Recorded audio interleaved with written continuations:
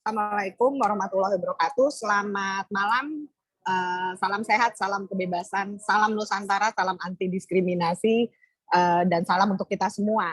Selamat malam dari saya Adinda, Chief Editor Suara Kebebasan bersama dengan teman-teman saya di sini.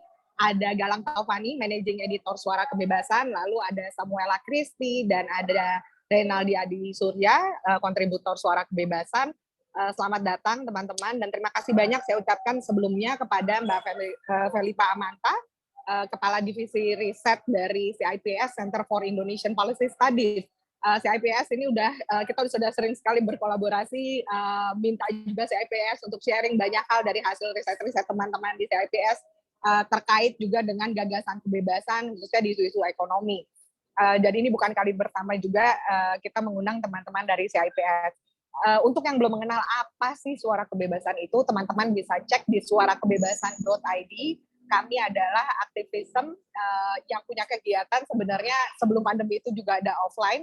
Jadi kita lebih banyak di online, ada publikasi. Teman-teman silakan juga kalau berminat untuk mengirimkan tulisan di redaksi suarakebebasan.id, dan bisa juga follow sosial media kami di Line, Twitter, Facebook, lalu ada akun YouTube dan juga Instagram.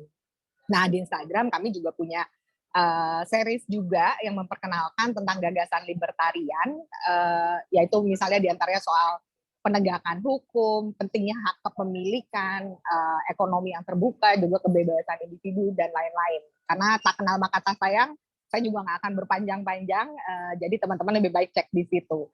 Nah, selain publikasi, kita ada acara Forum Kebebasan, diskusi yang membahas isu-isu terkini dari perspektif libertarian, dan kita juga punya tadi yang sempat saya sebutkan Liberty Talks, jadi memperkenalkan dasar-dasar libertarian.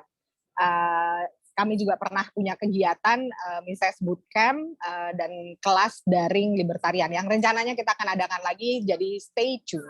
Nah, di sini nanti akan ada threads dari Twitter akun Suara Kebebasan. Jadi kalau teman-teman bisa follow juga di situ. Dan kita akan rekam ini juga yang akan kita share juga di kanal YouTube Suara Kebebasan. Lainnya akan ada rangkuman dari diskusi malam ini. Dan silahkan lagi-lagi dicek di suarakebebasan.id.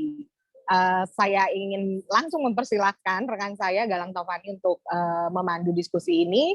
Thank you lagi Mbak Pipa. Kita penasaran nih membicarakan isu yang sangat hangat ini, dan ini yang serunya juga karena CIPS juga membahas isu-isu yang dekat dengan keseharian ya, diantaranya kayak makan murah, harga pangan murah ya. Lalu juga education, soal perlindungan data pribadi yang itu relevan dengan kehidupan kita sehari-hari. Sejatinya ini harusnya rame nih yang datang gitu. Kita juga udah nge-boost, tapi rasanya di hari Jumat ini banyak juga acara-acara lain. Tapi saya tidak selalu melihat kalau indikatornya tuh melulu jumlah peserta, tapi bagaimana kita bisa punya kedalaman, bisa berdiskusi dalam forum-forum seperti ini. Dan makanya kita juga mengkapitalisasi dengan sharing lagi ketika acara ini sudah selesai. Semoga bermanfaat nantinya, selamat berdiskusi dan salam kebebasan. Silakan Galang.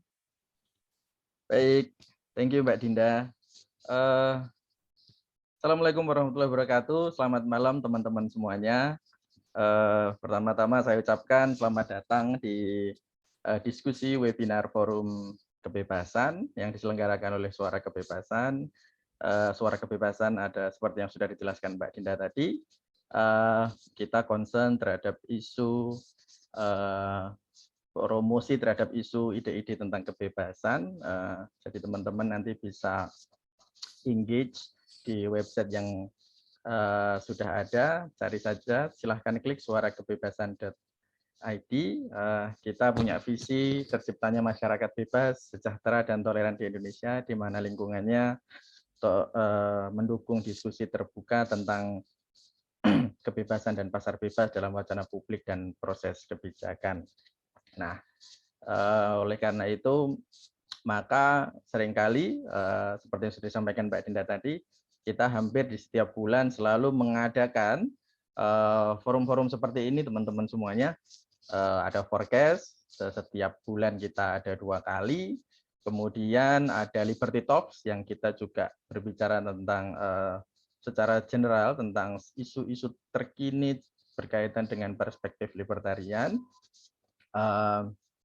Dan tentu yang paling menarik ya teman-teman bisa cek tulisan-tulisan yang beragam dari website suarakebebasan.id. Di situ teman-teman akan mendapatkan berbagai macam gagasan ide-ide yang sangat menarik sekali tentunya berkaitan dengan gagasan-gagasan kebebasan. Nah, teman-teman semuanya, semalam hari ini sudah kedatangan bersama kita semua, yaitu beliau adalah Mbak Felipa Amanta. Terima kasih Mbak sudah datang malam hari ini bersama kita di Forecast Forum Kebebasan. Beliau adalah Head of Research ya di Center of Indonesian Policy Studies. Hari ini kita sengaja secara khusus mengundang beliau gitu, karena kita akan membicarakan salah satu isu gitu ya, atau isu yang sebetulnya hampir sangat terkini sekali. Ya mungkin kalau dibilang terkini juga ya hampir selalu terkini dalam 3 bulan terakhir ya.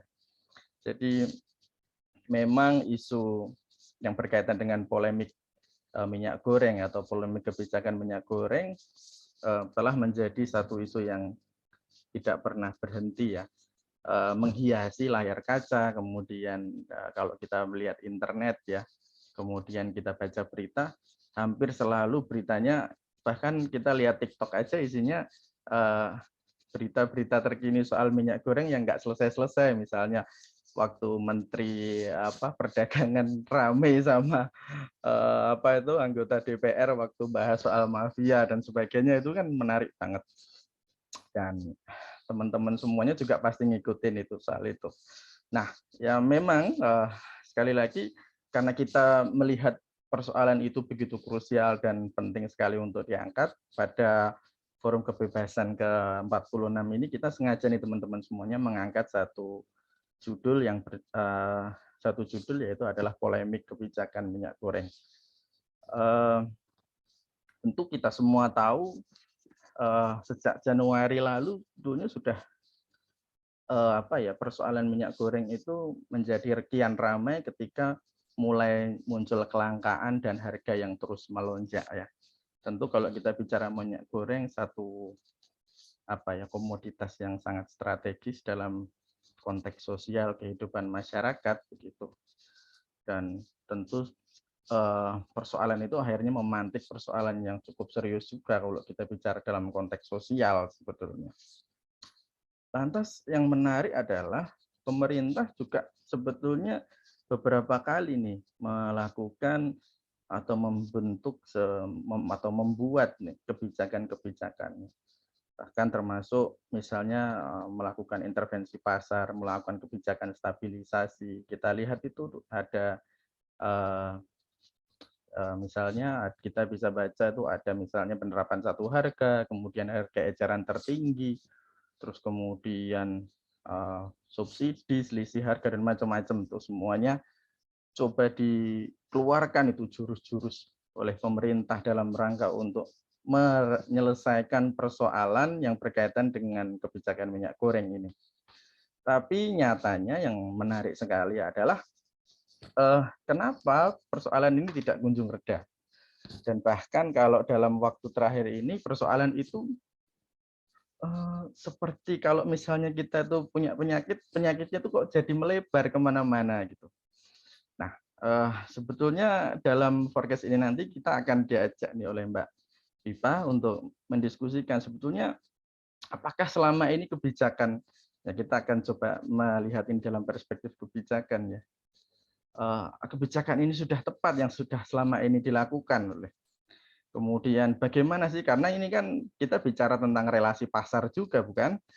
Bagaimana sih sebetulnya kebijakan ini ketika melakukan intervensi terhadap pasar? Apakah pasar itu bisa terganggu atau misalnya ada dampak-dampak yang lain misalnya terhadap pasar yang sebetulnya pasar itu kalau kita menggunakan perspektif pasar pada umumnya itu kan juga sangat penting ada relasi atau pertemuan antara individu-individu di dalam pasar itu yang sebetulnya penting untuk dijaga. Terus kemudian banyak aspek-aspek lainnya, misalnya nanti juga kita bahas tentang aspek konsumen, dan yang paling penting sih sebetulnya solusinya bagaimana nih ke depan. Ini yang penting lagi untuk kita dengarkan nanti atau kita diskusikan bersama Mbak Felipa. Nah, sebelum nanti Mbak Felipa menyampaikan pandangannya di awal diskusi ini, teman-teman semuanya, saya berikan kesempatan nanti teman-teman kalau ingin bertanya, boleh teman-teman silahkan menulis di kolom chat atau nanti raise hand kalau misalnya nanti Mbak Felipa setelah menyampaikan materi kita nanti bisa sambil diskusi. Rasanya saya nggak perlu nih panjang-panjang lebar nanti kalau bisa keliru ya nanti karena yang kelihatannya yang lebih pantas untuk menyampaikan pandangannya nih Mbak Felipa. Terima kasih, silahkan Mbak Felipa, terima kasih. Baik, terima kasih banyak Mbak Dinda, Mas Galang, dan juga teman-teman Suara Kebebasan atas undangannya. Terima kasih banget buat teman-teman juga yang udah datang ke forecast malam ini.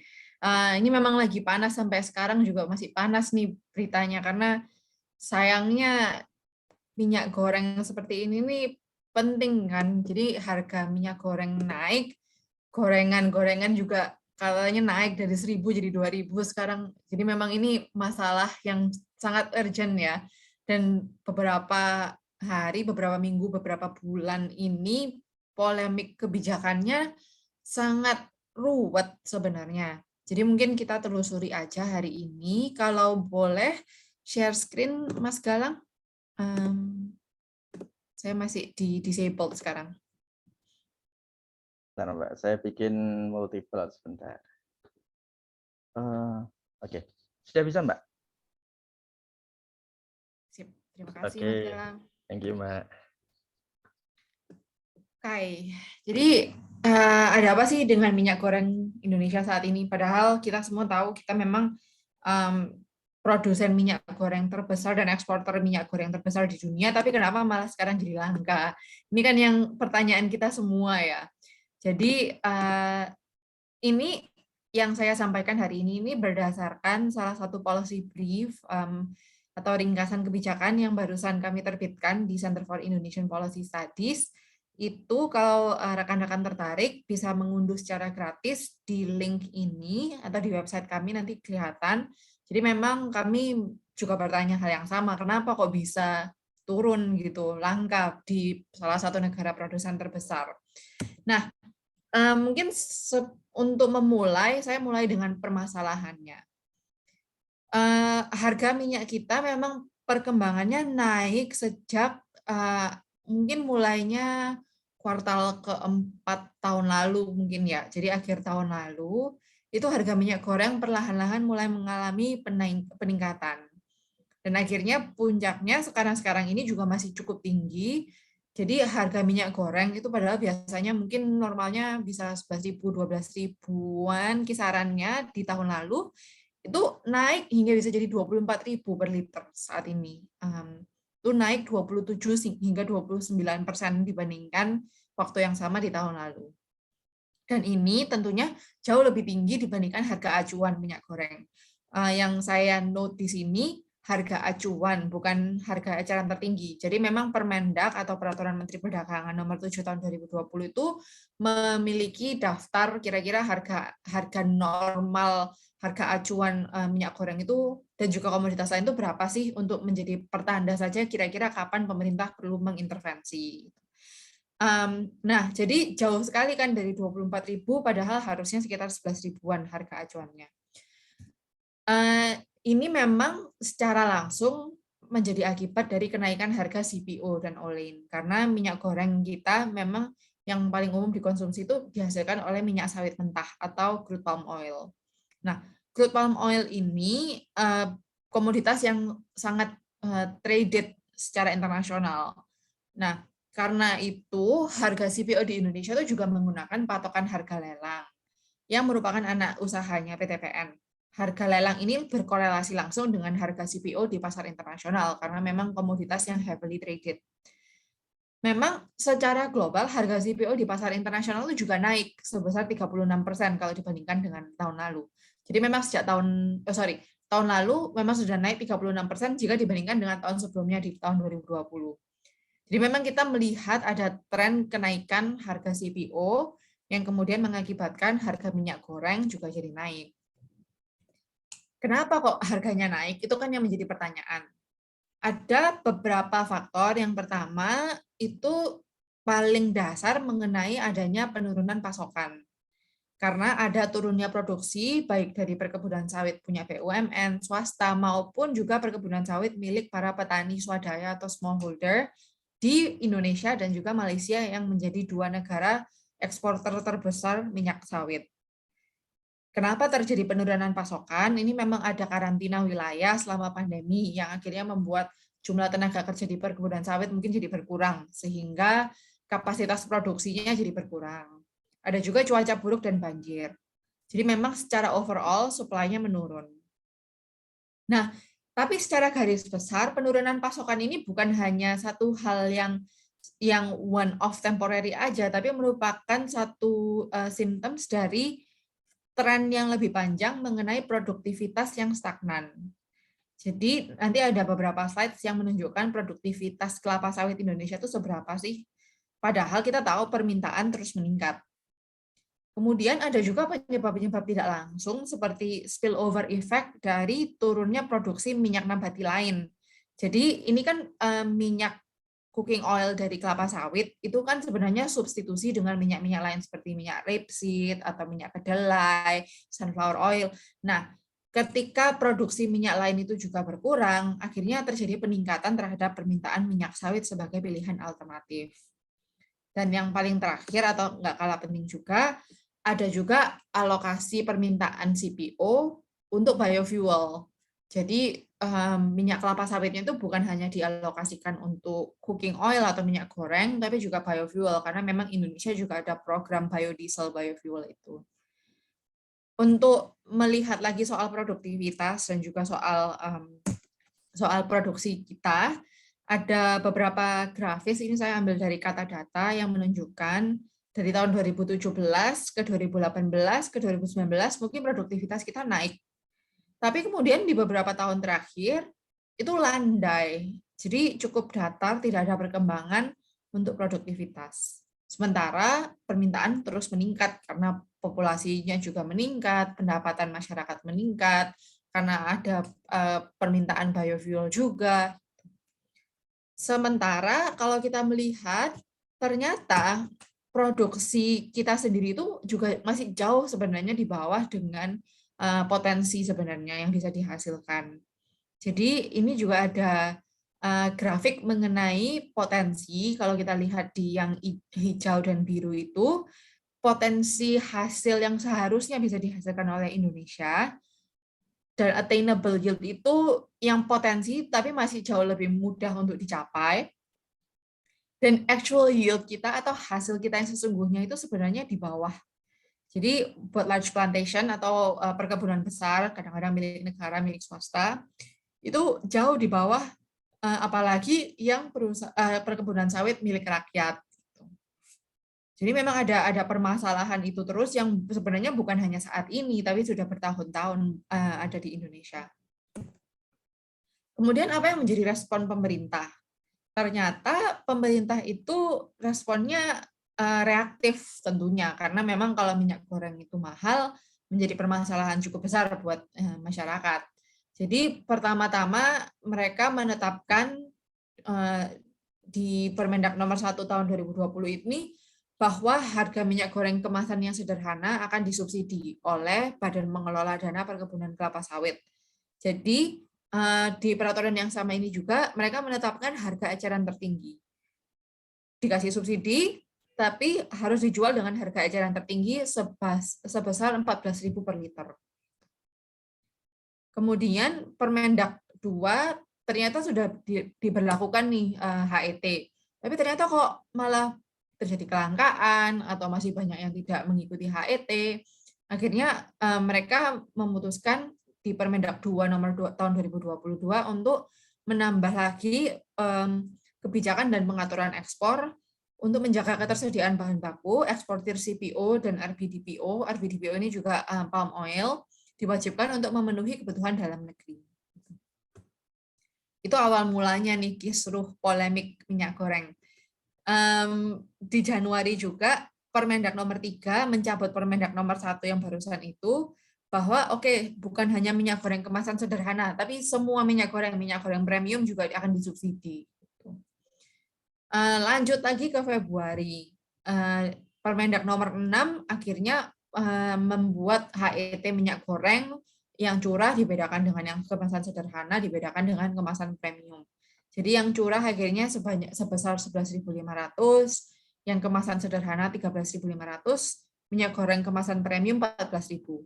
Bedanya ini dengan harga acuan yang tadi saya bilang sebesar 11.000 itu, harga eceran tertinggi seharusnya menjadi wajib hukumnya. Jadi semua retailer itu wajib menjual dengan harga sebesar harga itu. Tapi ternyata tetap aja udah dikasih HET, kok masih aja mahal, kok masih aja langka. Akhirnya Permendak nomor 8 mengubah lagi Permendak yang sebelum-sebelumnya tentang ekspor itu untuk melakukan DMO dan DPO, yaitu Domestic Market Obligation dan Domestic Price Obligation. Bahwa perizinan ekspor akan dilakukan dan diberikan hanya ketika eksportir minyak sawit itu sudah membuktikan mereka sudah mendistribusikan kebutuhan mereka untuk dalam negeri dulu, baru mereka boleh ekspor keluar. Nah, ini ditetapkannya pertama-tama sebesar 20%. Jadi 20% daripada volume ekspor mereka harus disalurkan ke domestik dulu, dan di harga 9.300, dan untuk RBDPO sebesar 10.300. Kemudian ternyata kok masih langka, kok masih mahal, akhirnya Menteri Perdagangan naikin lagi DMO-nya. Jadi yang sebelumnya dari 20%, di awal Maret itu akhirnya domestic market obligation-nya dinaikkan sebesar 30% dari volume ekspor. DPO-nya masih berjalan. Kemudian setelah dilihat-lihat lagi, ternyata dievaluasi kebijakannya, Permendak nomor 11 akhirnya mencabut Permendak nomor 6 yang sebelumnya tentang HET. Sehingga minyak goreng kemasan, baik yang kemasan sederhana maupun yang kemasan premium, tidak lagi ada HET. Tapi HET tetap ada di minyak goreng curah. Tapi harga HET minyak goreng curahnya dinaikkan dari tadi sebelumnya sekitar 11 ribuan, 11.000 per liter, naik jadi 14.000. Nah, masih belum selesai sampai sana. Ternyata Permendak nomor 12 akhirnya mengubah lagi. Dia mengubah pasal tentang DMO dan DPO. Jadi dia menghapus pasal tentang DMO dan DPO, nggak ada lagi DMO dan DPO, tapi diubah dengan Peraturan Menteri Keuangan menjadi skema tarif progresif untuk tarif ekspor. Kalau DMO dan DPO itu berarti mereka mengharuskan sebagian dari jumlah yang diekspor itu untuk disalurkan ke Indonesia. Ini udah tidak ada lagi, nggak apa-apa, terserah bisnis mau berapa yang disalurkan ke domestik, berapa yang disalurkan ke luar negeri. Tapi kalau disalurkan ke luar negeri itu akan dikenakan tarif ekspor. Sehingga ada insentif buat para industri untuk menyalurkan ke domestik kan, karena lebih murah, karena lebih menguntungkan dan tidak kena tarif itu. Tarif pengangkutan itu akhirnya naik dari $355 per ton menjadi $375 per ton. Dan batasan pengenaan tarifnya juga naik dari 1.000 ton menjadi 1.500 US dollar per ton. Nah, kemudian ada juga Peraturan Menteri Perindustrian yang mewajibkan para pengusaha untuk menyediakan minyak goreng curah untuk memenuhi kebutuhan masyarakat dan juga usaha mikro dan kecil. Nah, kebijakannya akhirnya setelah naik turun cabut sini cabut sana, akhirnya sekarang yang ada saat ini harga eceran tertinggi minyak goreng kemasan itu sudah dicabut. Yang ada saat ini harga eceran tertinggi minyak goreng curah. Tapi itu juga sudah dinaikkan dari 11.500 per liter menjadi 14.000 per liter. Kewajiban domestic market obligation dan domestic price obligation juga sudah dihapus, tapi digantikan dengan tarif pungutan ekspor sawit yang dinaikkan. Kemudian yang terakhir ada juga kebijakan untuk mewajibkan industri menyalurkan minyak goreng curah untuk memenuhi kebutuhan masyarakat, terutama yang berpendapatan rendah dan juga usaha mikro dan kecil. Nah, dampaknya seperti apa? Ternyata dengan adanya kebijakan-kebijakan seperti itu, selama bulan Januari hingga Maret, yang sering terjadi di pasar adalah terjadi kelangkaan minyak goreng. Selain itu, masyarakat juga karena takut akan kelangkaan dan juga takut akan harganya naik-naik terus, masyarakat semakin panic buying. Akhirnya kita lihat kan kalau di supermarket itu, dibatasi 2 liter atau dibatasin 4 liter untuk masing-masing pembeli. Jadi memang akhirnya panic buying yang akhirnya sebenarnya malah memperparah juga kondisi pasar saat ini. Di sisi lain, kalau tadi kita ngomongin dampak ke konsumen, ternyata industri juga kena dampaknya. Bukan hanya industri minyak sawit tersebut, tapi industri-industri yang lain yang memakai minyak sawit demi non minyak goreng seperti pabrik-pabrik oleochemical itu juga terkena imbasnya. Karena mereka juga ternyata wajib memenuhi DMO DPO itu sehingga mereka tidak bisa ekspor, dan karena tidak bisa ekspor itu akhirnya mereka dikabarkan stop produksi jadinya. Ini sudah ada dikabarkan bahwa beberapa perusahaan harus menutup produksi mereka dan akhirnya mengistirahatkan ratusan pekerja mereka karena mereka tidak mampu memenuhi DMO DPO. Padahal ini bukan minyak sawit untuk minyak goreng, tapi ikut kena karena kebijakannya itu untuk implementasinya kurang jelas, kira-kira produk mana saja yang termasuk dan mana yang tidak termasuk. Nah, sebenarnya kenapa sih kok akhirnya kebijakannya malah berdampak negatif dan jadi ada backlash? Memang DMO itu sebenarnya memiliki beberapa resiko. Kalau kita lihat mungkin instinctively kalau ada kelangkaan kita ingin untuk memastikan di domestik sendiri ada, ya udah kita pasang DMO. Tapi sebenarnya itu akan mempengaruhi reputasi Indonesia sebagai trading partner. Seperti yang saya katakan, Indonesia dan Malaysia ini kan dua negara terbesar pengekspor kelapa sawit, minyak kelapa sawit. Nah, ketika Indonesia ternyata sekarang tadinya sudah ada beberapa kontrak yang sudah ditandatangani, tapi kemudian ternyata nggak bisa memenuhi kontrak karena stok yang seharusnya diekspor itu malah harus disalurkan ke dalam negeri, akhirnya Indonesia menjadi terlihat sebagai satu trading partner yang unreliable atau tidak bisa diandalkan. Padahal saat ini Indonesia kan menjadi presidensi G20. Seharusnya Indonesia bisa memperlihatkan posisi sebagai seseorang yang memang menjaga perdagangan global, menjaga kelancaran distribusi dan perdagangan. Tapi yang terjadi adalah sekarang malah Indonesia memperlihatkan mereka justru akhirnya protektif dan bisa unreliable. Selain itu, harga CPO di pasar dunia juga tetap meningkat. Memang karena kalau misalnya kita memasang DMO, akhirnya supply yang dikeluarkan ke tingkat internasional kan juga berkurang, sehingga harganya juga meningkat. Selain itu ada juga masalah-masalah mekanisme DMO DPO yang membingungkan dan juga membuat business uncertainty. Ini ada satu cuplikan berita dari CNBC kemarin bahwa pelaku usaha itu jadi bingung mengenai DMO dan DPO. Jadi mereka menyalahartikan bahwa dengan adanya DPO, aku yang minta. Mereka jadi bingung, mereka pikir minyak kelapa sawit itu harus dijual dengan domestic price obligation. Padahal sebenarnya ternyata mereka tetap melakukan penawaran dengan mekanisme lelang. Jadi bingung. Jadi akhirnya sekarang tetap lelang nggak ya atau enggak? Dan ini juga berdampak kepada para petani sawit yang sekarang kebingungan kira-kira harga yang bisa mereka dapatkan itu berapa. Nah, itu masalah DMO DPO. Ditambah ada HET. Permasalahan dengan HET adalah satu HET itu susah banget enforceable. Kira-kira kita kalau bayangkan saja berapa jumlah pasar, baik pasar tradisional, pasar modern, supermarket, dan retailer-retailer lain yang ada di Indonesia.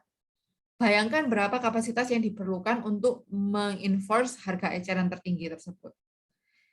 Kemudian yang menarik, HET ini juga menjadi malah tidak memberikan insentif bagi penjual untuk mengeluarkan barang. Nah, kalau misalnya harga barangnya itu sendiri memang mahal di atas HET, berarti mereka rugi kalau menjual dengan harga HET, atau jadi tidak menguntungkan. Dan ini malah akan menambah resiko penimbunan daripada aku jual, aku keep dulu aja. Dan akhirnya bisa jadi malah kelangkaan dan harga tetap tinggi. Padahal sebenarnya kalau HET dicabut, memang harga akan naik. Tapi ketika harga akan naik, penjual juga akan, oke, aku akan melepas barang, dan ketika pasokan barang di market, di pasar juga lebih banyak, harganya akan turun sendiri. Jadi sebenarnya HET dan juga kalau ditambah subsidi, itu malah mendistorsi pasar. Belum lagi kita ngomong soal mekanisme penyaluran. Kira-kira bagaimana penyaluran subsidi ini? Siapa yang akhirnya menerima manfaat subsidi? Apakah benar masyarakat yang menjadi penerima manfaat subsidi atau malah sebenarnya subsidi itu justru malah menguntungkan para pengusaha kelapa sawit misalnya? Itu kita juga lihat di program-program subsidi Indonesia lain seperti subsidi pupuk dan lainnya. Nah, jadi kira-kira apa solusinya kemudian? Kalau menurut rekomendasi CIPS, sebenarnya saat ini yang paling bagus adalah ketika kita kembali ke mekanisme pasar. HET sudah dihapus dan itu bagus, tapi sekarang masih ada HET minyak curah. Itu sebaiknya juga dihapus saat ini. Dan dalam jangka panjang, tarif ekspor juga akhirnya perlu diturunkan lagi untuk kembali ke tarif yang normal atau bahkan kalau bisa lama-lama diturunkan lagi. Tapi itu hanya sebenarnya temporer. Akar masalahnya tetap perlu diadres bahwa produktivitas kelapa sawit kita dan produksi kelapa sawit kita itu tidak keep up dengan peningkatan permintaan. Sehingga produktivitas kelapa sawit itu perlu ditingkatkan lagi dengan intensifikasi. Itu sekilas beberapa highlight dari penelitian kami, dan kembali lagi kalau misalnya Bapak dan Ibu, rekan-rekan sekalian ingin membaca secara lengkap, ada juga di sini ada versi bahasa Inggris dan bahasa Indonesianya, dan ini bisa diunduh secara gratis di website CIPS. Mungkin itu sekilas untuk memulai diskusinya. Saya akan kembalikan ke Mas Galang. Nanti saya stop share. Kembalikan ke Mas Galang. Terima kasih. Oke, thank you Mbak Viva. Sambil nunggu nanti mungkin akan berkembang respon dari teman-teman nih Mbak. Sebetulnya kalau kita ngobrol tentang minyak goreng dan apa ya perjalanannya sampai berbulan-bulan ini nggak berhenti itu kan memang menarik banget. Permendaknya tadi saya hitung ada berapa ya tadi? Berarti udah belasan ya? Wow. Kalau tadi apa ya? Kalau saya sih bahasanya malah bongkar pasang. Jadi saya nggak tahu ya apakah memang sampai sebegitu. Ya oke lah, kita semua tahu gimana intervensi negara mencoba mengakomodasi, karena ini kan ya kita semua tahu lah bahwa minyak goreng itu komoditi yang apa ya ibaratnya satu ya penting lah, dan masyarakat semua hampir semua rumah tangga pasti betul. Dan kalau tadi cerita soal penimbunan itu sebetulnya sampai ibu saya itu juga setiap hari ngobrol itu juga, dan aduh gimana ya nak ini kalau kita nggak segera cari minyak goreng nanti kita nggak dapet nih, mumpung lagi murah, padahal itu harga udah berkali-kali lipat loh Mbak. Jadi mumpung lagi murah, jadi masih dianggap mumpung lagi murah. Jadi oke, jadi wow, saya mungkin melihat ini tuh juga semacam jadi apa ya, dan saya memang kebetulan apa ya, dalam beberapa bulan terakhir kan memang aktivitas di dua kota ya, ada di Solo, kadang di Bengkulu begitu ya, dan saya melihat betul ya gimana perbedaan apa pasokan, kemudian kebetulan kalau di Bengkulu kan memang di sekitar saya ini kan sawit banyak ya Mbak ya, dan memang kalau mau melihat itu ini sebetulnya sampai ada tanah-tanah milik pemerintah daerah itu sampai diserobot oleh ya orang-orang yang nggak bertanggung jawab lah, atau warga yang saking mereka itu sawit-sawit sampai ditanami, jadi sampai ada apa ya pembersihan, Satpol PP itu sampai nyabut-nyabutin tuh namanya sawit itu di tanah-tanah negara itu. Jadi saking apa ya? Tapi ini saya mau inilah menarik. Kita coba elaborasi satu persatu karena sebetulnya perjalanan panjang ini kan kalau kita kuliti satu persatu nanti bisa jadi temuan menarik lah. Memang saya sejak awal positioning memang intervensi yang kalau saya pribadi ya, nanti teman-teman juga boleh berpendapat dan intervensi yang too much itu kan memang saya merasa juga ini problematik banget dan kalau ini penyakitnya itu sampai sekarang udah mulai kemana-mana, apalagi sekarang udah mau bulan puasa sama lebaran nih Mbak. Harga pokok ini ibu saya juga ini cerita namanya bawang merah, cabai dan sebagainya itu juga mulai kena kan. Jadi ibaratnya itu ini krusial banget. Tapi sebetulnya gini Mbak, saya ingin tanya dulu nih Mbak. Sebetulnya industri minyak goreng itu gimana sih Mbak? Kenapa dia bisa tadi mungkin bisa dijelasin ya bahwa dia itu memang larinya dari sawit terus kemana-mana. Mungkin bisa dijelasin tuh Mbak apa sebetulnya gambaran hulu hilirnya industri minyak goreng itu gimana dan kenapa ini kok sampai dampaknya tuh sampai begini banget gitu. Mungkin bisa kita elaborate dari situ dulu. Kenapa bisa jadi kemana-mana begitu? Dan kan sering kita juga dengar itu expert bilang, oh ini yang masalah hulunya misalnya. Jadi kebijakannya kok ke hilir, padahal yang masalah hulunya. Atau misalnya gitu loh. Jadi nanti sebetulnya saya juga ingin mengeksplorasi di situ sebetulnya, Mbak. Sebetulnya kalau industri minyak goreng itu gimana sih, Mbak sebetulnya? Gambaran besarnya itu. Pertanyaannya menarik banget. Sebenarnya kami belum pernah melakukan riset spesifik, jadi yang memetakan rantainya. Tapi kalau saya beri gambaran aja, ini bukan hanya di minyak goreng, tapi memang di semua produk pertanian Indonesia ya. Rantai pasoknya itu panjang dan buletin gitu. Kalau kita ngomongin soal kelapa sawitnya sendiri, itu kan ada banyak perkebunan. Dan sebenarnya interestingly kebanyakan perkebunan itu juga dimiliki oleh rakyat smallholder farmers gitu.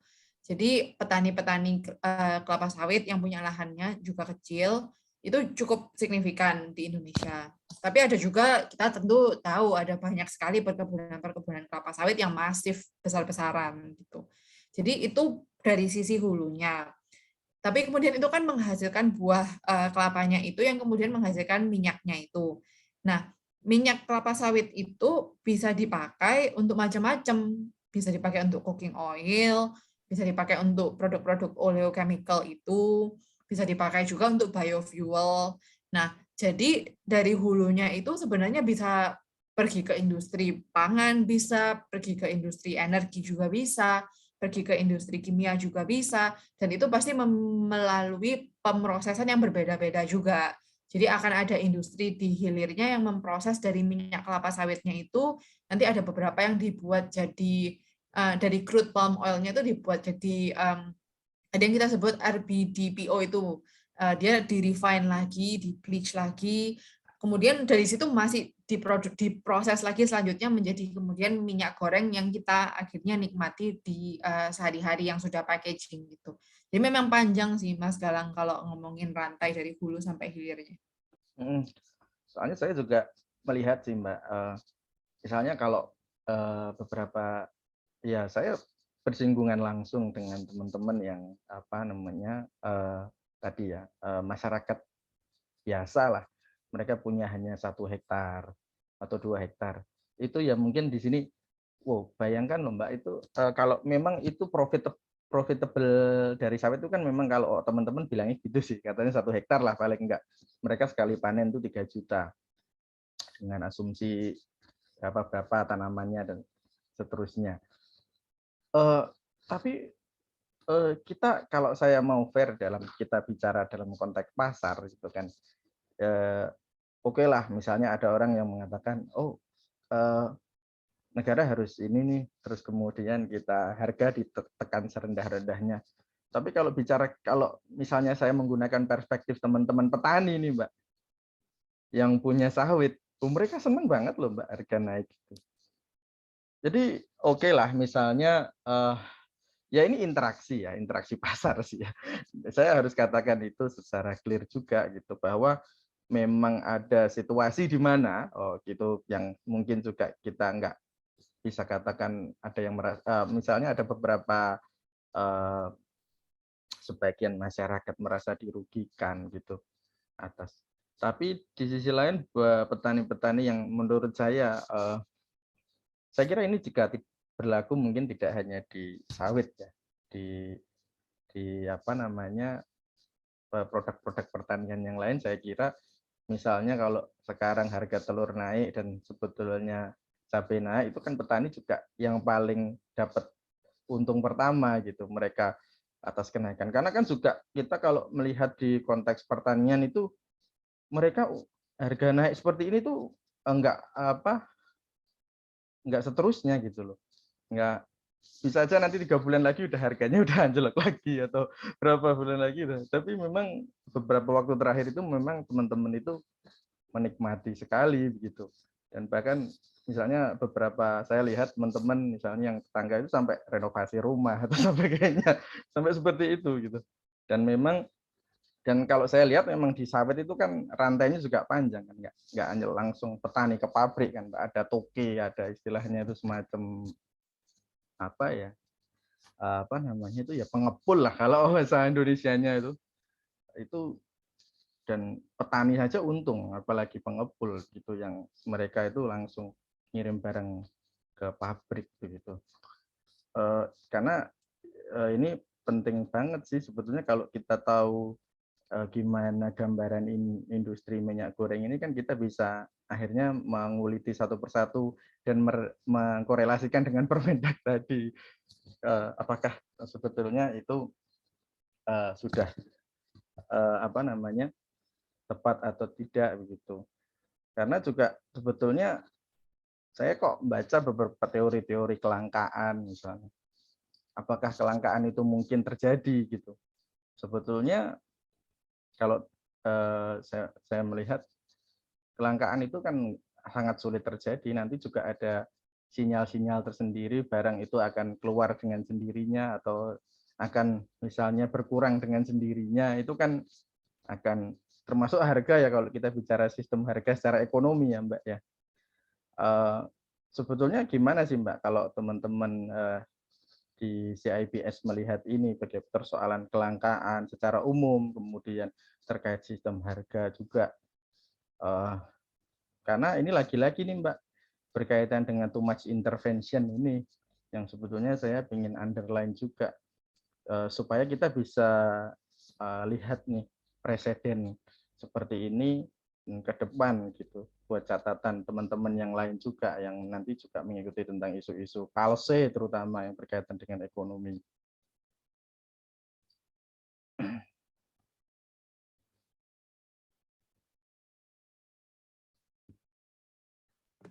Udah. Jadi tadi Mas Galang mention soal petani suka kalau harganya naik. Tentu, siapa yang nggak suka kalau harga jualnya naik kan. Nah, cuman jadinya seakan-akan ada trade off gitu kan. Kalau seakan-akan ada dua pihak yang memiliki kepentingan yang benar-benar bertolak belakang 100%. Kalau harganya naik, petaninya senang, konsumennya menangis. Tapi kalau misalnya harganya turun ketika panen, nanti petaninya yang nangis, konsumennya yang senang gitu. Jadi kan seakan-akan kita sebagai konsumen, nggak tahu apakah ada teman-teman yang petani sawit di sini, tapi kalau misalnya kita sebagai konsumen minyak goreng, seakan-akan menjadi dihadapkan dengan petani dengan kepentingan yang sangat-sangat berbeda dengan kita. Padahal sebenarnya kalau menurut kami nggak harus seperti itu. Yang perlu diklarifikasi, petani itu suka bukan ketika harganya naik. Sebenarnya mereka suka ketika profitnya mereka, keuntungan yang mereka dapatkan itu naik. Keuntungannya itu didapatkannya dari mana? Keuntungan itu didapatkannya kan memang dari harga jual, dikurangi dengan semua biaya produksi mereka. Nah, sekarang yang terjadi adalah biaya produksi kita itu mahal. Seperti yang tadi kita lihat, ternyata yield atau hasil dari pohon kelapa sawit kita per hektarnya itu sebenarnya jauh lebih rendah dibandingkan seharusnya yang bisa didapatkan.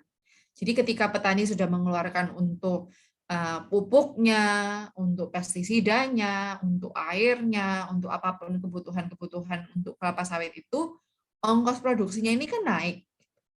Makanya kalau misalnya harganya mereka itu juga nggak tinggi, profit margin-nya mereka itu jadi rendah. Padahal sebenarnya kalau misalnya kita bisa menekan ongkos produksinya, harganya nggak perlu naik-naik banget, tetap harga yang sebenarnya masih bisa diterima oleh konsumen, tapi petani juga akan senang karena mereka tetap mendapat profit margin yang lebih besar. Karena ongkos produksi lebih rendah, tapi mereka tetap bisa mendapatkan hasil yang banyak dengan harga jual yang seperti itu, jadi keuntungan mereka juga akan mendapat lebih banyak. Itu kalau misalnya soal dinamika harga ya. Dan ini memang kita lihat di minyak kelapa sawit juga, kita lihat di komoditas pertanian lain juga. Nah, tapi kemudian ketika kita ngomong soal kelangkaan, memang kadang-kadang ada kondisi di mana kelangkaan itu beneran ada. Karena sayangnya kalau kita ngomongin komoditas pertanian, ini kan memang sangat rentan terhadap faktor-faktor environment, faktor lingkungan yang di luar kendali kita. Jadi bisa saja tiba-tiba seperti yang kita lihat kemarin itu ada banjir, atau ada kebakaran, atau ada kekeringan, atau kemudian ada hama, atau kemudian ada faktor-faktor lain. Itu hal di luar kendali kita yang sangat mungkin mengakibatkan kelangkaan kalau misalnya gagal panen secara masif. Tapi yang terjadi di minyak goreng saat ini bukan itu. Memang produksinya berkurang, sehingga suplainya memang berkurang dibandingkan sebelum-sebelumnya. Tapi belum sampai ke poin di mana itu mengakibatkan kelangkaan. Karena kalau misalnya dilihat oleh Menteri Perdagangan, ternyata barangnya ada kok, aman kok sebenarnya suplainya. Yang kemudian menjadi kelangkaan itu sekarang adalah karena intervensi tadi. Jadi ada harga eceran tertinggi atau ada DMO yang mengakibatkan kalau misalnya dari sisi produsen, bukan produsen kelapa sawitnya, tapi produsen minyak gorengnya atau produsen yang industri pengelola di tengah-tengahnya itu, pemrosesannya, mereka juga akan dirugikan dong kalau misalnya beli harga CPO-nya aja udah mahal, karena kita lihat memang harga CPO dunianya mahal, tapi kemudian mereka nggak boleh menjual barang olahannya itu di harga yang bisa membuat mereka untung gitu. Kalau misalnya mereka harus menjual di harga eceran tertinggi, nah padahal harga CPO-nya aja udah mahal, ya bahkan mereka profit margin-nya kecil banget, atau bahkan nggak ada sama sekali, atau mereka harus jual rugi, ya nggak mau dong. Makanya ada kelangkaan seperti itu. Jadi memang adanya HET itu malah bisa mengakibatkan tidak ada insentif bagi produsen atau bagi pemrosesannya itu untuk mengeluarkan atau mengolah barang lagi gitu. Itulah yang kemudian akhirnya mengakibatkan kelangkaan.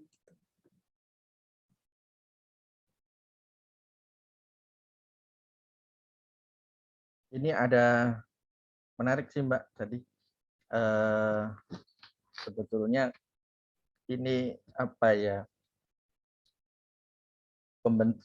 mekanisme kebijakannya supaya tepat sasaran itu akhirnya juga menjadi penting juga ya.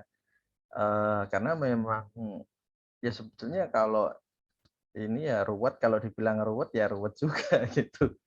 Cuman ini ada pertanyaan lagi nih Mbak dari teman-teman yang ada di sini nih Mbak. Ada Syarif ya, betul ya. Selamat malam Mas Syarif ya. Dari Universitas Slamet Riyadi. Oh Solo ini berarti ya. Mas Syarif ini Mbak Bipa mungkin bisa lihat juga ada pertanyaan. Apa yang menjamin tidak terjadinya monopoli setelah terjadi deregulasi? Oh ini ya mungkin karena perkembangan Permendak yang tadi ya. Jadi ini langsung spesifik ke monopoli ini Mbak. Mungkin bisa di-spill. Ini karena juga ramai juga nih Pak kalau ngomong ya monopoli, kemudian mafia dan seterusnya. Mungkin gara-gara di DPR kemarin juga itu Pak Mendak. Silakan Mbak. Iya, menarik banget nih pertanyaannya. sebenarnya Indonesia itu kan sudah punya badan yang khusus untuk disuruh ngawasin hal-hal seperti ini. Ada Komisi Pengawasan Persaingan Usaha KPPU. Itu benar-benar tugasnya KPPU itu untuk menjamin nggak terjadi monopoli. Jadi mereka akan melihat kira-kira ini ada persaingannya sudah sehat apa enggak. Kalau misalnya mereka melihat, wah ini tanda-tanda udah ada monopoli yang terlalu besar atau gimana, itu mereka akan memberikan rekomendasi. Ya, kalau misalnya sudah ada terlihat tanda-tanda, wah ini kayaknya mereka saling berkolusi, saling berkoordinasi, atau saling melakukan ya kolusi gitu, atau melakukan persaingan yang tidak sehat, itu tugasnya KPPU sebenarnya, Mas Syarif. Jadi memang sudah ada mekanisme-mekanisme in place di Indonesia yang bisa menjamin tidak terjadi monopoli. Tapi tapi secara mendasar melalui kebijakan itu juga berperan penting untuk menjamin persaingan usaha itu sehat. Gimana? Itu ada riset-riset kami juga sebelumnya mengenai ease of doing business. Jadi kemudahan berusaha di Indonesia. Nah, kalau misalnya ada deregulasi, sebenarnya deregulasi ini perlu juga mencakup deregulasi soal bagaimana caranya kita membangun suatu usaha baru. Kira-kira perizinan yang dipakai untuk bisa membangun perusahaan baru itu seperti apa sih? Di Indonesia ini kan kemudahan berusahanya masih rendah sekali ya kalau dilihat. Saya nggak tahu apakah ada Bapak, Ibu, rekan-rekan di sini yang pernah coba mendaftarkan usaha atau bikin PT atau bikin usaha kecil aja atau bikin usaha makanan terus mau nyoba dapat izin dari BPOM atau izin dari Dinas Industri setempat. Itu kan ribetnya banget tuh, minta ampun. Kalau harus minta izin dari sini, terus minta tanda tangan ke sana, minta izin ke situ, minta izin ke sana gitu. Nah, inilah yang kemudian mengakibatkan susah bagi orang Indonesia untuk membuat usaha-usaha baru. Yang kemudian akhirnya malah ada potensi monopoli juga karena hanya mereka yang memiliki uang, mereka yang memiliki koneksi, yang akhirnya itu aja yang bisa membangun bisnis. Sehingga sebenarnya deregulasi ini mencakup juga deregulasi soal pembangunan usaha baru, pembuatan usaha baru, dan plus sudah ada safeguards juga dari KPPU itu sendiri. Mungkin itu dari saya, Mas Syarif. Terima kasih pertanyaannya. Kalau monopoli mungkin sulit ya, Mbak. Tapi kalau oligopoli gitu kan, memang yang dilakukan oleh beberapa, gimana sih Mbak gambaran perusahaan minyak goreng di Indonesia misalnya itu kan, ya memang karena juga, misalnya kan kemarin itu ada, sekarang kan ada satgas ya Mbak ya, ada satgasnya itu kan dari pemerintah juga ada, terus kemudian kepolisian, terus kemudian ya apa saja saya lupa malah. Terus kemudian bulan Februari itu bahkan mungkin sudah ada pemberitaan soal ditemukan apa namanya minyak goreng yang sampai berapa, enggak sampai ton mungkin ya, sampai ton apa enggak itu, terus kemudian enggak dikeluarkan ke pasaran misalnya. Ini kan sebetulnya, dan memang saya kemarin juga sempat baca-baca soal KPPU juga sih Mbak. Tapi kelihatannya memang belum ada semacam press release yang serius sih soal itu ya mungkin. Tapi memang ya kita nggak bisa ini juga sih, karena ini kan persoalannya juga nggak semudah itu juga. Yang jelas, tapi kalau misalnya kita menganut teori pasar, ini akan merusak pasar banget sih kalau memang ada seperti itu gitu. Dan ini menjadi satu catatan juga sih sebetulnya. Tapi kalau yang respon soal tadi Mbak yang mafia terus kemudian itu gimana Mbak ya? Apakah harusnya kita melihat persoalan itu gimana gitu? Karena ini juga kalau misalnya kita dari perspektif hukum ya Mbak ya, tentu ini persoalannya lain sekali.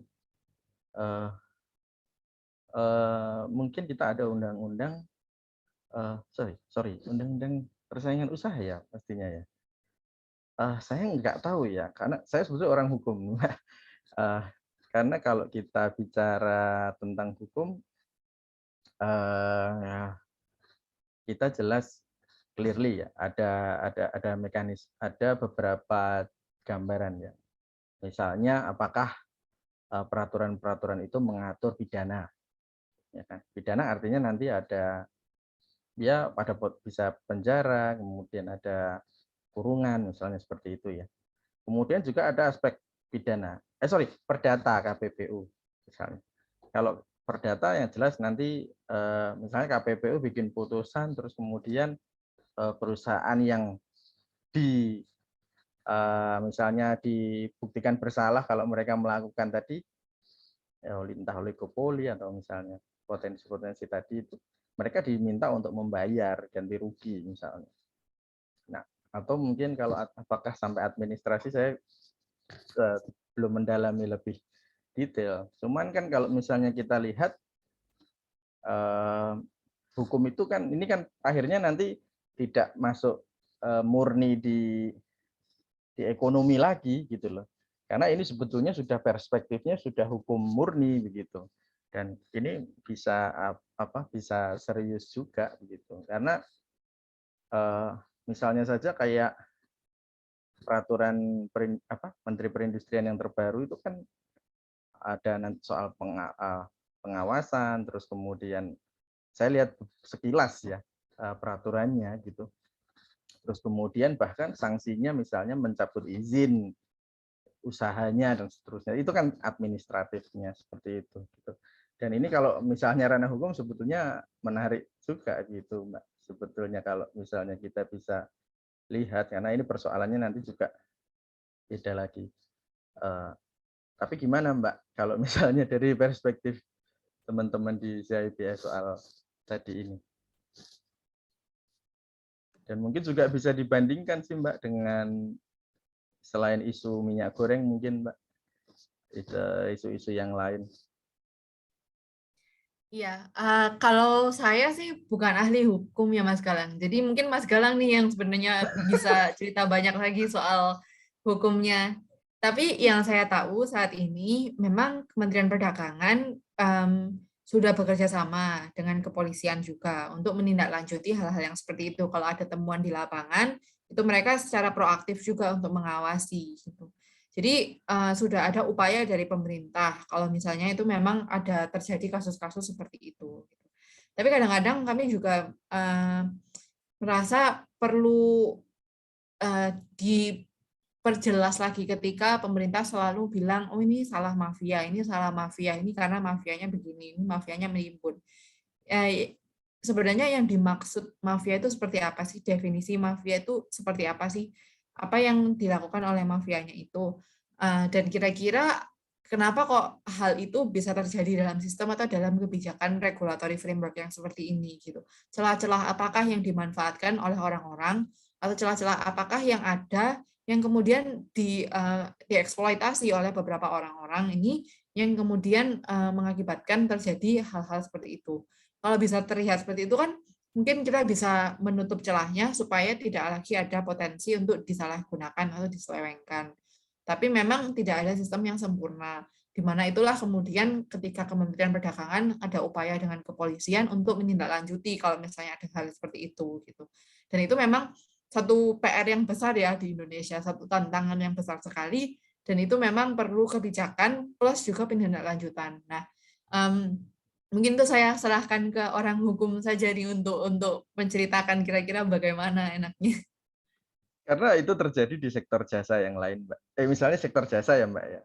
Misalnya di penerbangan dan misalnya kemudian di transportasi itu juga pernah saya melihat juga itu KPPU sampai jatuhkan sanksi termasuk penerbangan plat merah juga misalnya kemarin Garuda juga kena juga itu menarik juga sebetulnya kalau dari sisi apa namanya dari sisi mafia karena kalau soalnya kenapa ya Mbak ya karena di masyarakat itu seolah-olah yang dibangun argumentasinya terus kemudian ya ini kenapa mahal ya karena mafia terus kemudian ya ini yang sebetulnya kadang-kadang saya itu juga oke lah cuman apakah kita itu wacananya mungkin selalu di situ begitu ya apakah ada perspektif lain yang sebetulnya kita, misalnya tadi soal isu tentang produksi sawit yang harus ditingkatkan. Kenapa kita nggak sampai ke sana? Atau mungkin misalnya wacana itu sampai betul-betul turun di grassroots serius begitu. Ini kan penting juga sih sebetulnya untuk alih-alih kita hanya bicara tentang soal mafia saja. Itu kan semacam kita akhirnya kan hanya sekedar oke. Tapi itu kita bersyukur sih kalau kita ada lembaga ya. Sebetulnya misalnya ini Mas Syarif juga mengatakan nggak ada usaha sistemik tentang mencegah monopoli. Sebetulnya kalau mungkin saya perlu kalau sebagai orang hukum mungkin ini Mas, kita perlu detail dulu sih sebetulnya lihat di undang-undangnya itu, di undang-undang persaingan usaha, karena saya juga pernah baca sekilas saja sih juga, tapi memang aspek perdatanya kuat banget sih soal ganti rugi dan macam-macam. Itu misalnya di sektor jasa itu saya mau gambarkan monopoli keberangkatan umroh dan haji aja nggak bisa semudah itu gitu. Itu harus bagi-bagilah. Jadi tidak hanya ada satu pintu pasar, pintu doang gitu untuk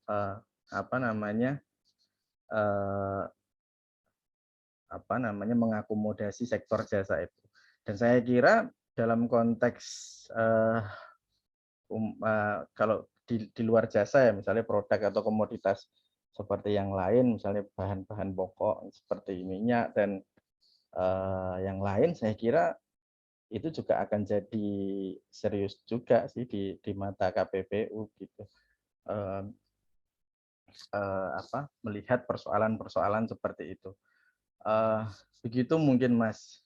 Kalau dari perspektif hukum Mas. Cuman nanti sebetulnya Mbak Pipa nih yang sebetulnya juga mau menambahkan nanti mungkin atau sambil melihat persoalan-persoalan ini. Mungkin yang lain teman-teman barangkali ada nih pendapat-pendapat atau gagasan-gagasan untuk merespon persoalan minyak goreng. Galang boleh nanya? Boleh Mbak Dinda, silahkan dong. Iya.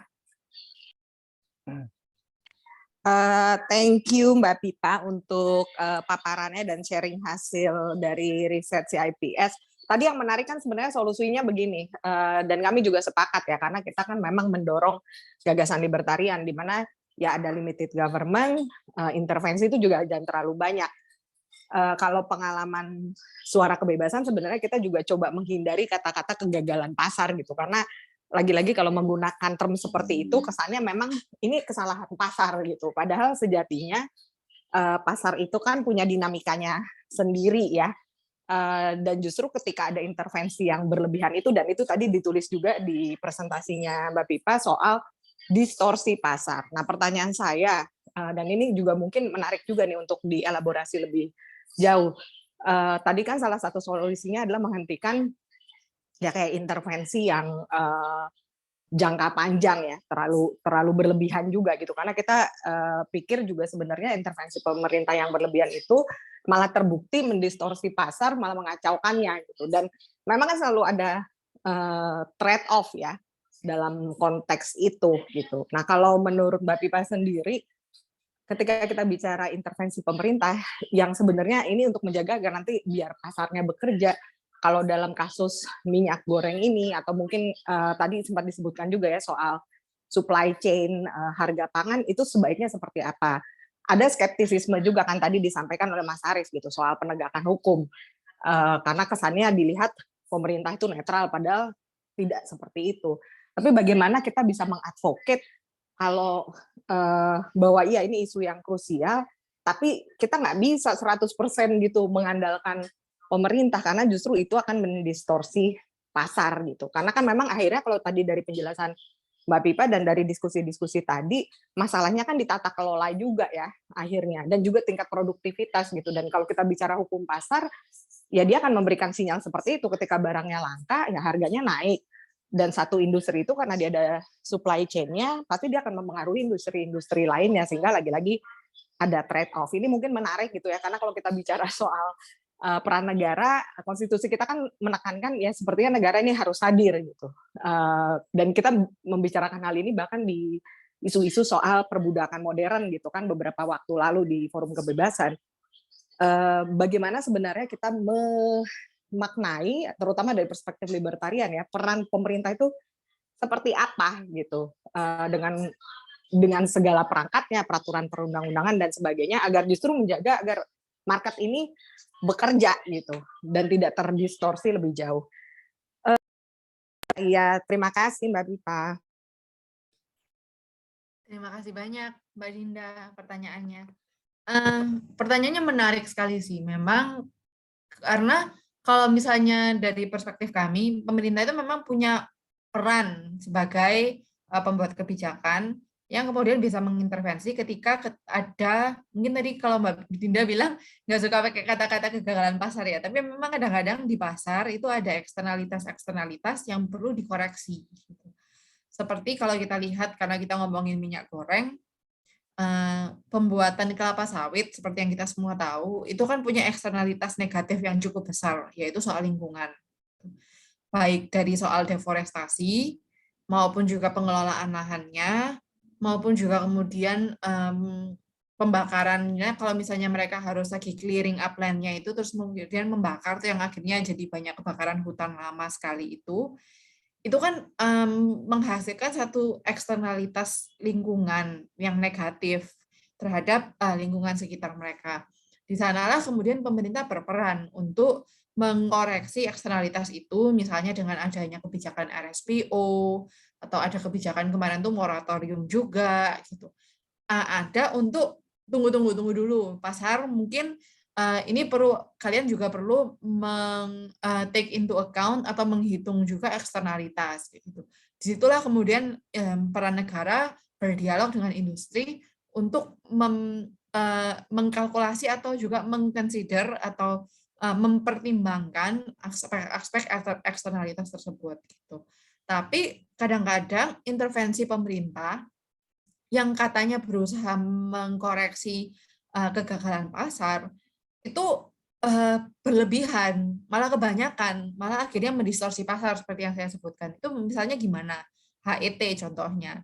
HET atau subsidi atau DMO yang barusan itu tipe-tipe intervensi yang sebenarnya tidak dibutuhkan di pasar, karena pasar memang lagi mengalami gejolak supply and demand, tapi kalau dibiarkan gitu aja sebenarnya pasar akan kembali normal lagi.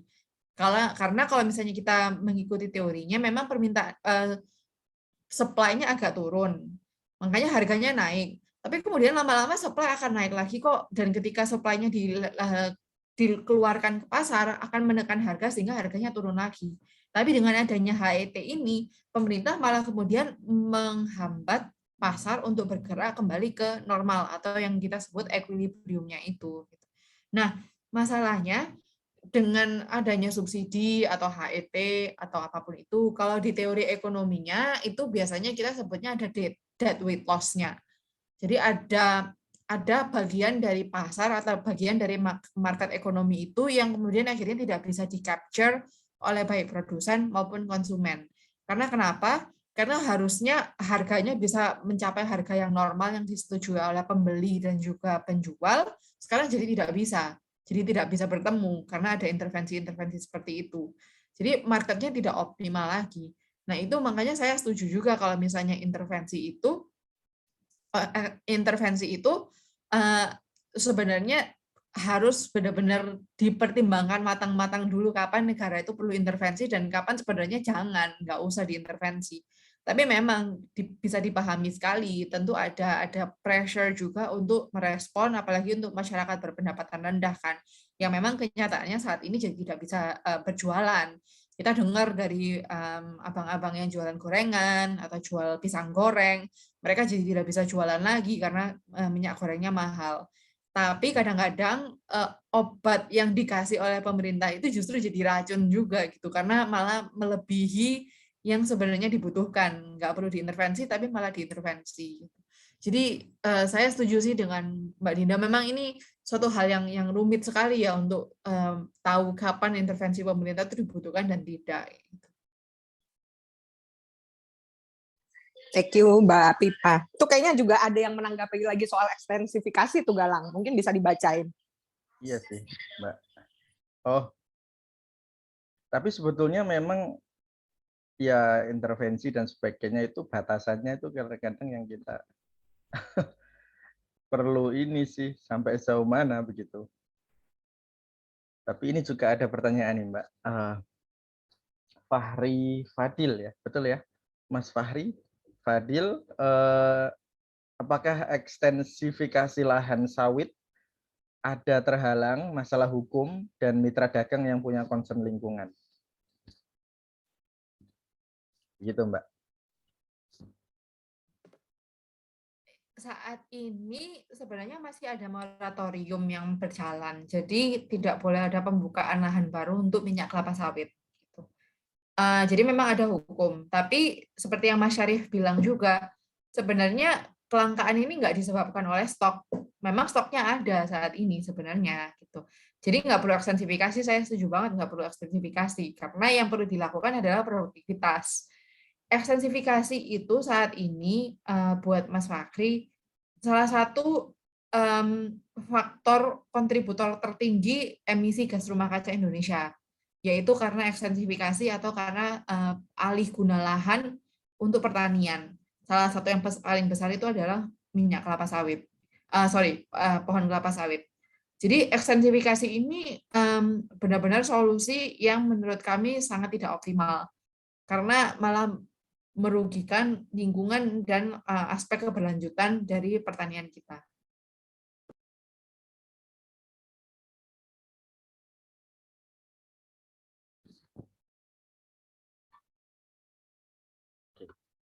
Iya, betul.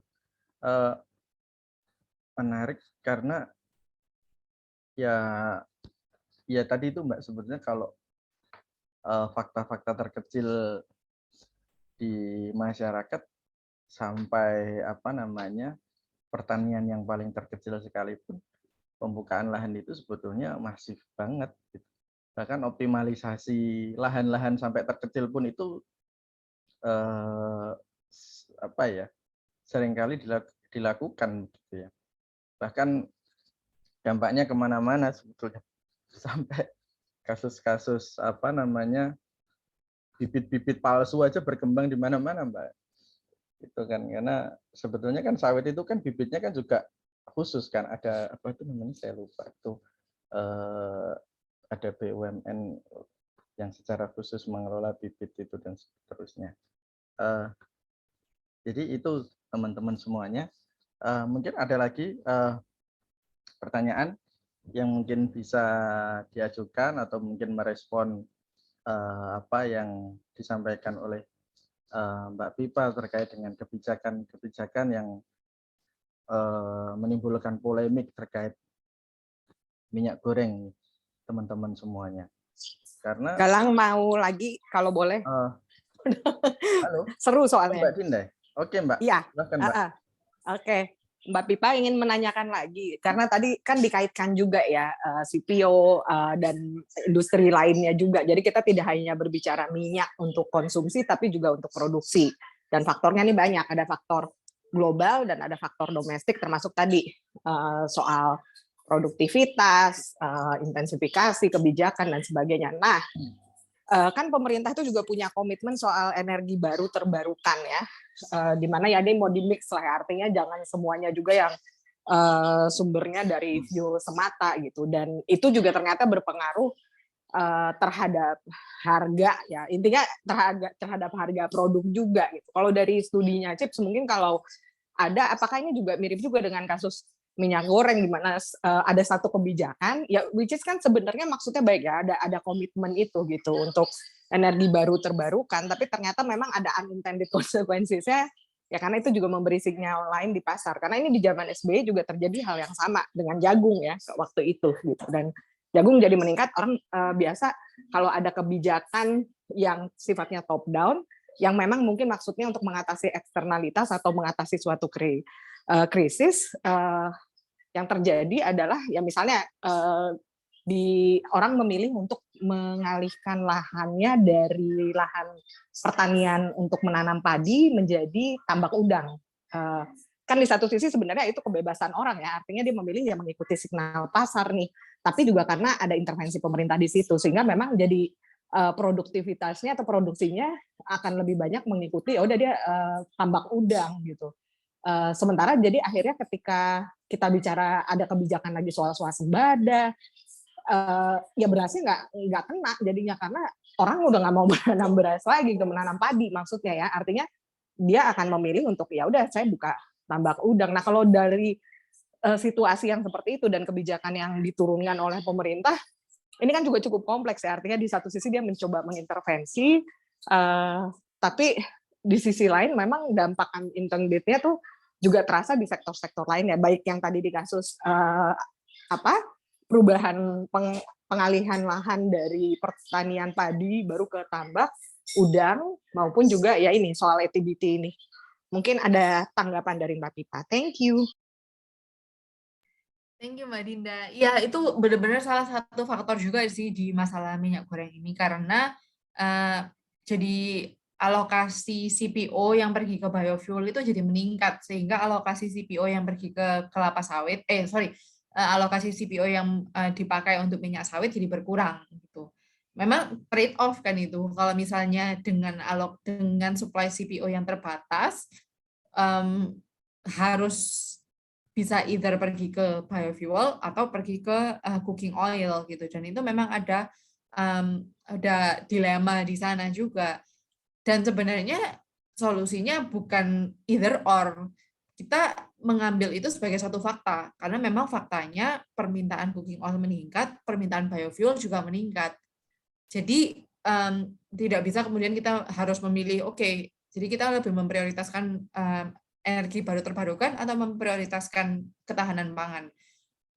Yang perlu dilakukan adalah mengambil fakta dan mengambil tantangan baru itu, kemudian memikirkan, oke, berarti kita harus meningkatkan lagi produktivitas kita, atau meningkatkan lagi kualitas produksinya kita in a way yang tidak memberikan dampak negatif terhadap lingkungan gitu. Ini memang terlihat banyak sih di komoditas pertanian lain ketika pemerintah memprioritaskan beberapa komoditas-komoditas tertentu yang dianggap mereka strategis, itu akhirnya petani jadi berlomba-lomba pergi ke komoditas-komoditas itu. Bisa saja karena memang itu yang lebih disubsidi atau dapat pupuk subsidi lebih banyak atau sedemikian rupa. Sebenarnya kalau dari pendapat saya, kita tidak bisa memaksa petani atau produsen karena mereka juga pasti seperti yang Mbak Dinda bilang akan merespon, akan melihat potensi pasarnya di mana, peluang pasarnya di mana, ya mereka akan mengambil. Itu keputusan yang sangat rasional. Tapi memang pemerintah jadi perlu aware dengan itu. Yang selalu kami ambil contoh itu misalnya kebijakan swasembada beras dan swasembada jagung gitu.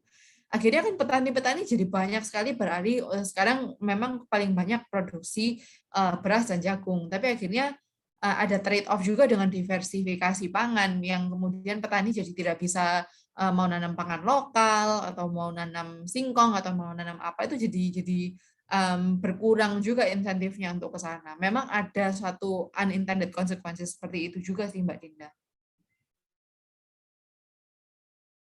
Thank you Mbak Pipa. Lanjut Galang. Oke. Ya, memang wah ini kalau unintended consequences itu kita hampir selalu diskusi ini ya Mbak Dinda ya. Semua aspek kebijakan kalau enggak melihat efeknya ke samping, ke kiri dan ke kanan, ya itu kan wow akhirnya kemana-mana. Dan ya mungkin dalam kasus minyak goreng juga serupa sih sebetulnya. Mungkin aja terjadi gitu. Dan itu kelihatan banget bahkan kalau sekarang bisa kita lihat. Nah, kemudian satu isu lagi nih Mbak, yang ada satu isu lagi yang sebetulnya mungkin menarik untuk dikomentari juga Mbak terkait ini kemarin kita selalu ngobrolin tentang konsumen Mbak. Dan ini mungkin bisa diberikan gambaran sih Mbak, sebetulnya seberapa besar sih dampak yang dampak ya kebijakan inilah, kebijakan minyak goreng terhadap konsumen.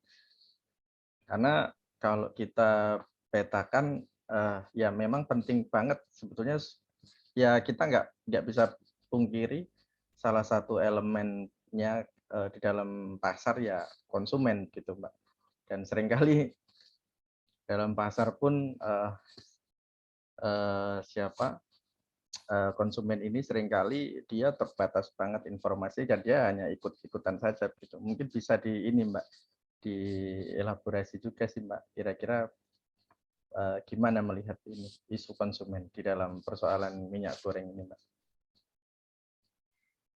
Kalau kami lihat sih konsumen saat ini yang paling dirugikan ya, karena konsumen ini mencakup rumah tangga, mencakup usaha mikro kecil, warung-warung yang jual gorengan di depan rumah atau yang jual pisang goreng, kemudian industri rumah makan, industri makanan dan minuman yang memang saat ini memang booming kan di Indonesia. Konsumen itu saat ini kalau kami rasa menjadi yang paling dirugikan saat ini, Mas Galang. Itu sih, mungkin ada aspek apa dari sisi konsumen yang ingin dibahas. Karena saat ini memang mereka yang, terutama yang berpendapatan rendah ya, yang paling terdampak saat ini. Kami sering dapat, barusan kami pas diskusi, ketika diskusi di kantor itu mendapat cerita bahwa sejak minyak goreng ini naik, ada imbasnya ke tukang pisang goreng yang nggak jadi jualan.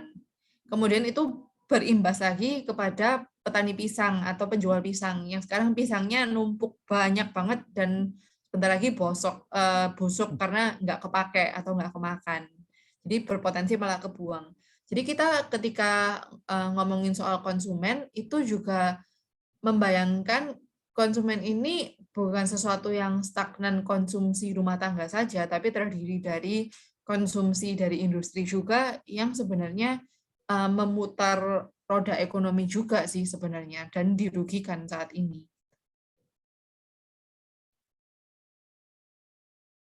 Iya. Dan relatif konsumen nggak punya hak khusus untuk mungkin mengkontra situasi dan kondisi yang ada sekarang gitu. Walaupun sekarang kelihatannya di peraturan Menteri Perindustrian itu mendorong soal curah itu ya Mbak ya. Semua unit usaha atau perusahaan-perusahaan itu diwajibkan memproduksi itu, betul ya Mbak ya kalau nggak salah di Permendak yang Iya, di baru. peraturan Menteri Industri ada. Cuman kembali lagi, apakah peraturan-peraturan seperti itu tuh enforceable apa enggak? Apakah peraturan seperti itu tuh bisa dengan mudah diimplementasikan dengan diawasi atau susah? Karena kita juga susah kan ngecek masing-masing toko retail udah nggak ada minyak curah untuk UMKM gitu. Tapi sebenarnya kalau misalnya dikembalikan lagi ke mekanisme pasar, memang ada pasar yang cukup besar nih dari UMK sendiri gitu.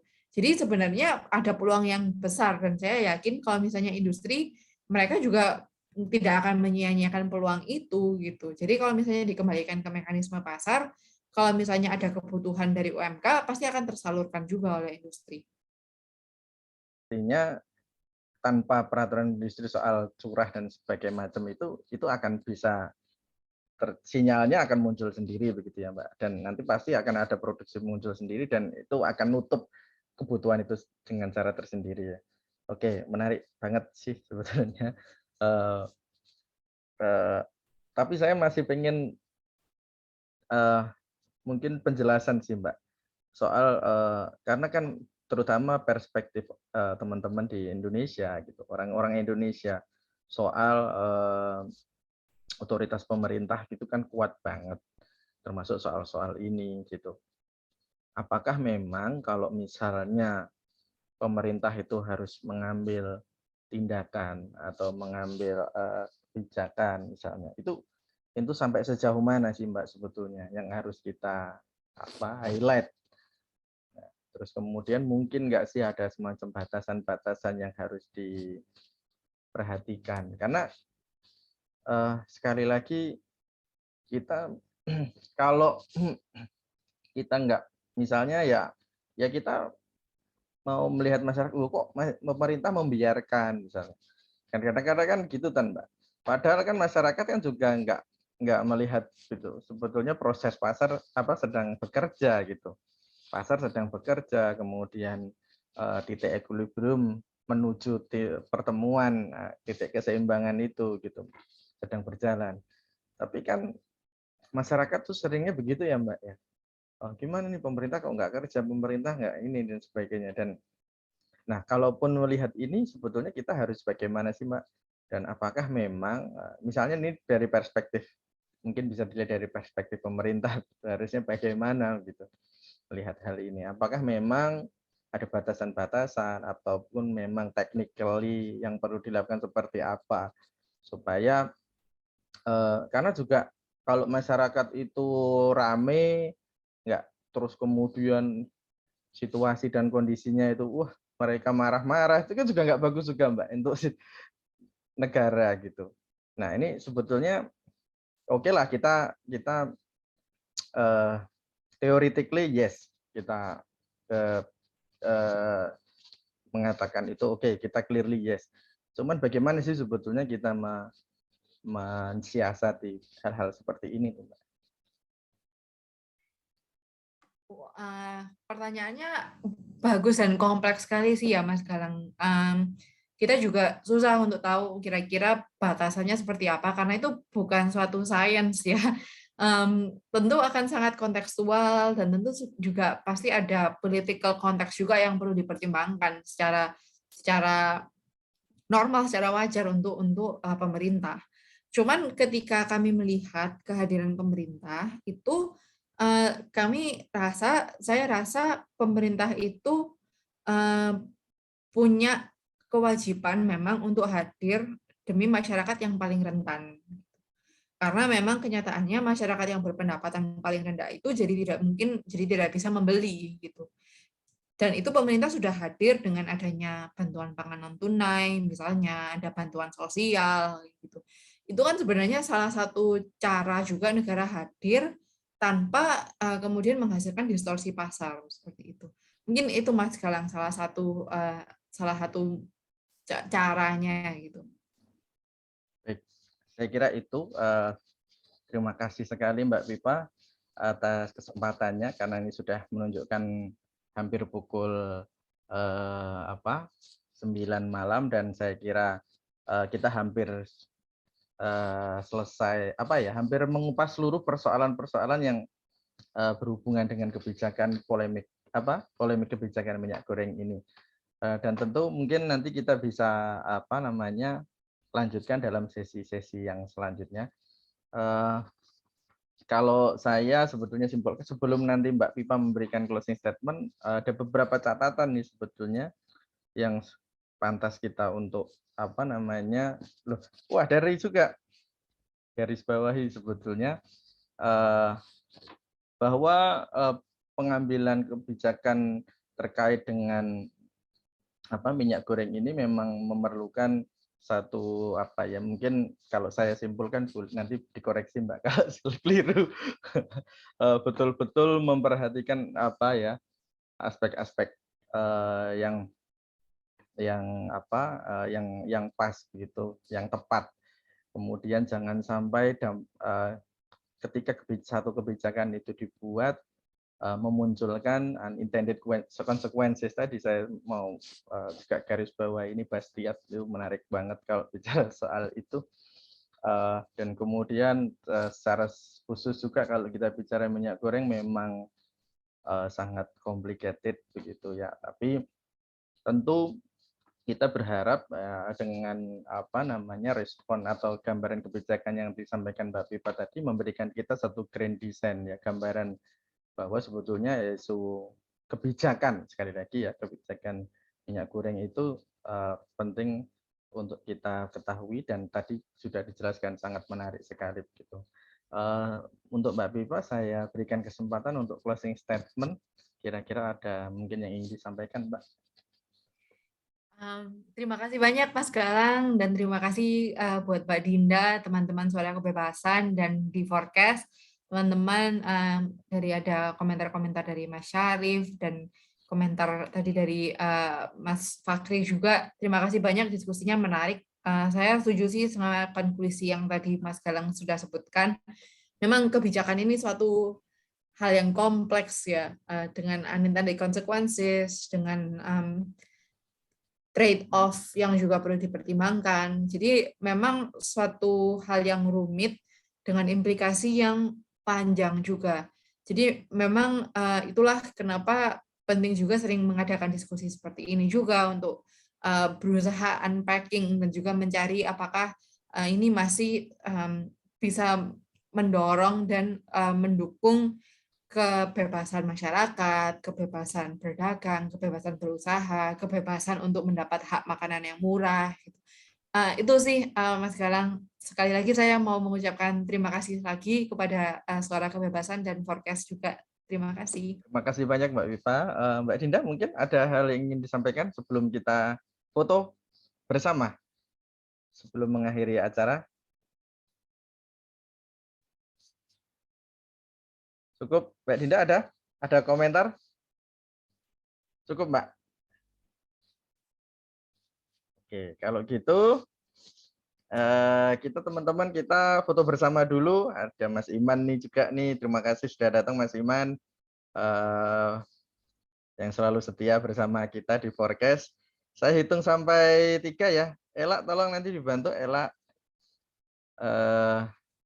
Oke, silahkan yang bila berkenan untuk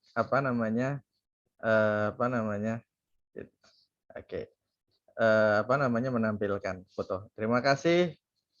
Oke, cukup. Terima kasih teman-teman semua. Selamat malam. Assalamualaikum warahmatullahi wabarakatuh. Jangan lupa untuk terus mengikuti acara-acara Suara Kebebasan di masa-masa selanjutnya.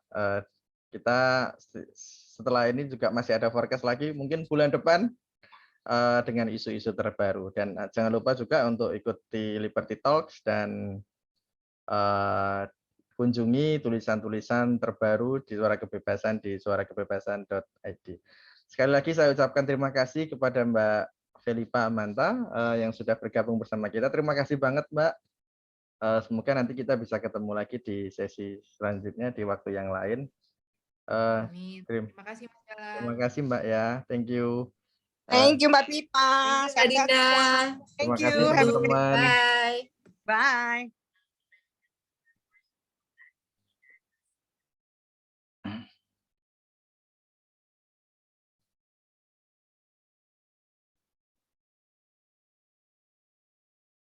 Gitu-gitu, iya.